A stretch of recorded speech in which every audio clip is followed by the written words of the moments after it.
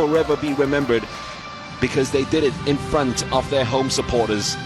They looked very nervous last week when they played against Qatar, soaking in the atmosphere, and the loud noise just got to the players, going 3-1 down and then 6-1 down before staging a last gasp effort and a comeback we thought would have been very improbable.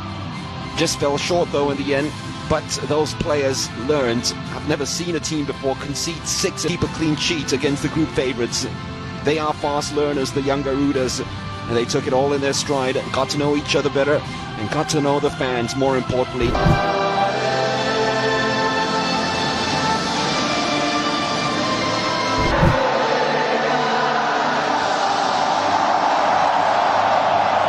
Nothing like being at the Bung Stadium and listening to the Indonesian anthem being belted out by fans and spectators. Some of the best fans in the world. It's only an under-19 match, believe it or not, and yet it is fully packed. Indonesia's Youth Pledge Day, some 80 years ago today, some youths got together to sign a treaty to talk one language for one country, and that country is Indonesia.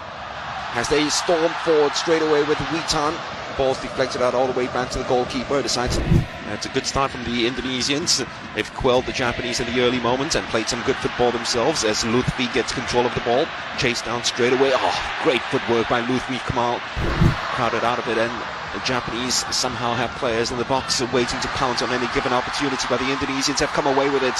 Ferzan Dika, great ball played outside to Hannes.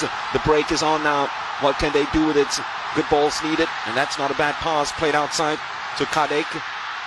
That's actually Sadil. Still Sadil. Another one of those players that has a lot of trickery in him. Witan. 3 goals in this competition already for Witan. Route to winning this tournament for the one and only time. Who knows? The omen might be there as Ferza breaks clear. Great work by Ferza. He's got some room now to maneuver. Ferza inside the box to Witan, trying to look for the angle for the shot. It does come in from Ferza. That's the Japanese somehow survived there as well, creating all sorts of havoc with this movement. And that's a very clever ball played inside. Is that the opening goal? No, the referee has blown because the linesman's flag had gone up. Hashioka thought he'd scored the opening goal. That was a very close call. That challenge came right in.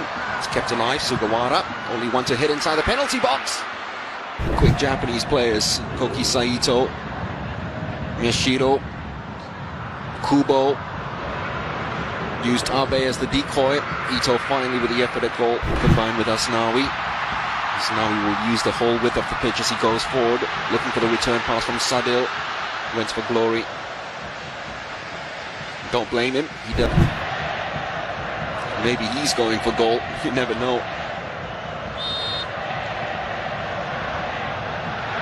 It is a floater into the box. And almost the connection at the far post that came in very, very late from Shahiran Abimanyu. Well, it lit up the crowd here at the GBK. Of Lionel Messi when he was at La Masia. So it shouldn't be a problem for Kubo. Kubo! Side netting.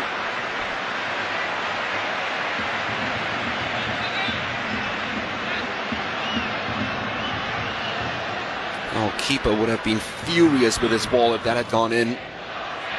So after taking some time to use the goalkeeper as a decoy from day one, the moment he got the ball, well won back by the Indonesians, being very combative here. A chance for the shot at goal. They decided for the pass instead.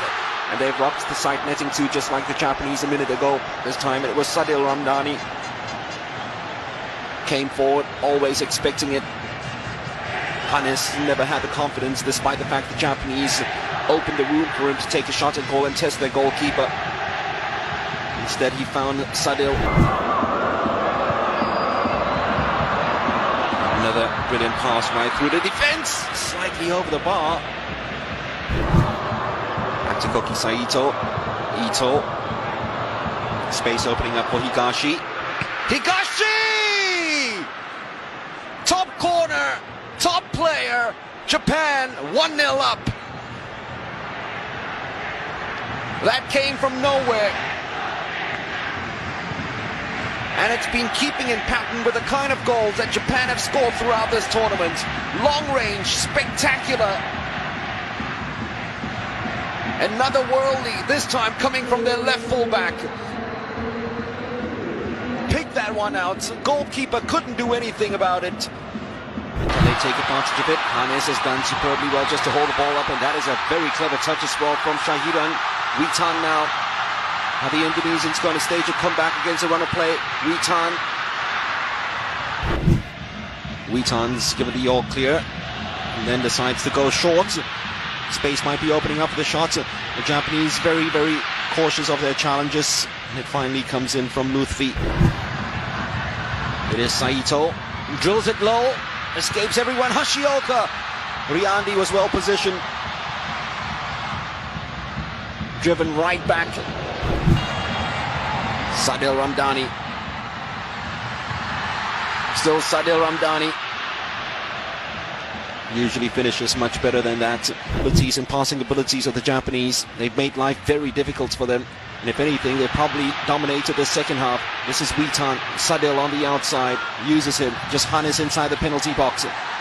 Sadil takes on Higashi. Sadil in the box. Oh.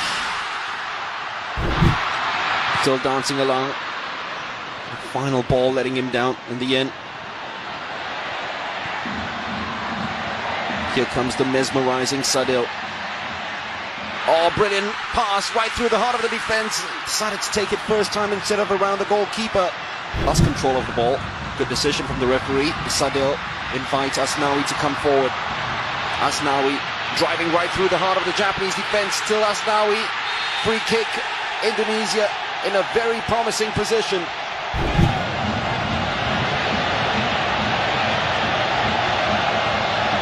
It will be Sadil Ramdhani. Oh, brilliant save by Tani. High fives coming along from the defense. And a goalkeeper who hasn't looked convincing at all in this competition pulls out a quite stupendous stop just when they needed him most. Kubo, masih Kubo, di kotak penalti TC, lakukan sudah Gol pemain Jepang ini, Bu Supri. Iya, kembali lagi ya. Di situ ada peran nomor 9 di situ, Kubo. Dengan pergerakan ataupun permintaan bola dunia Zero, dia mampu menciptakan golnya yang keempat sepanjang gelaran Piala Asia ini, dan golnya yang ketiga ketika berhadapan dengan Indonesia. Kita lihat kecerdikan. Asnawi, ball slightly behind him, somehow rescues the situation and finds some space. Still Asnawi. Is that a penalty?